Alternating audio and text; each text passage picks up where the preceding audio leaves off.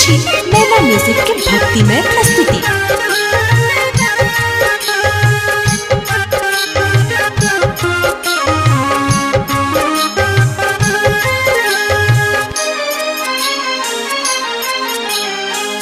पावन नाम अछि धाम पुनीता, पावन नाम अछि धाम पुनीता।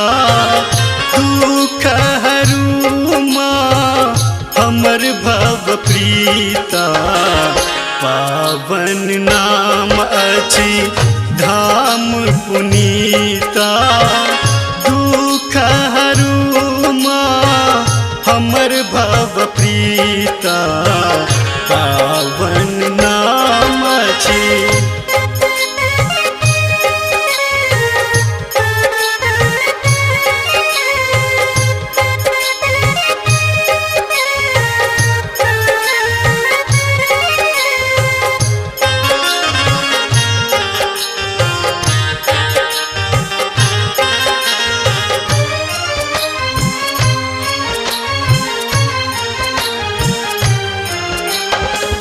पूरब मनोरथ मन में आशा, पूरब मनोरथ मन में आशा।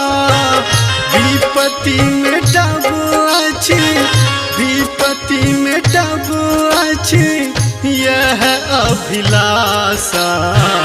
कतिक अधम भव पार उतारल, हमरो बारू हे माँ अनंता, पावन नाम अछि।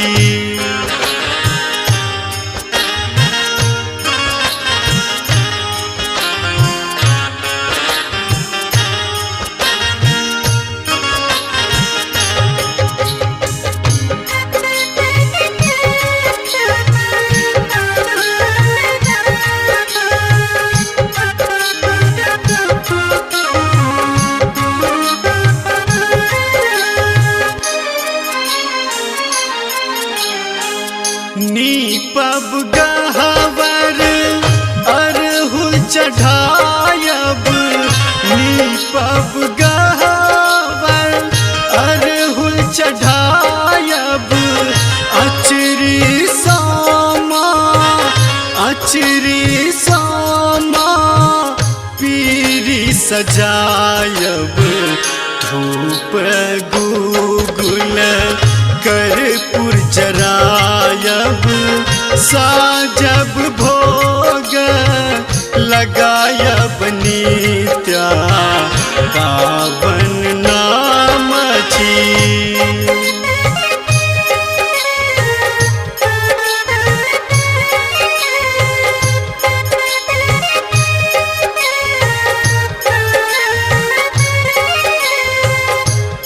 सुन रहे छी नैना म्यूजिक के भक्तिमय प्रस्तुति।